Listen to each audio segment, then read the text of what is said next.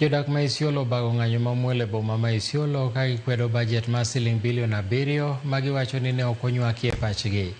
Ng'anyono nochakore kaluwore gi maling'ling' e riwruok mar MCAs kaachiel gi Spika Abdullahi Banticha e rwako bajedno maonge paro mar jopiny ma gitimore mana ndalo matin tok od bura mar Senate ng'ado ni Gavana Abdi Hassan odog e apisi kendo los chenro mag tudruok makare kod MCAs ma kauntino. Ya ukora na nyinyi pia kama watu wa Isiolo musikae chini haki yenu ikiwa inakanyangwa, kwa sababu bajeti ya bilioni 7 si kitu rahisi ya wanaume kukimbia na kusema kwamba wamepitisha bila mapendekezo yenu. Kwa sababu mimi nikiwa hapa kama MCA wa Ngaramara, mimi sijui ile kitu imepitishwa kwa hiyo bajeti. Kesho sisi tutakuwa na peaceful demonstration.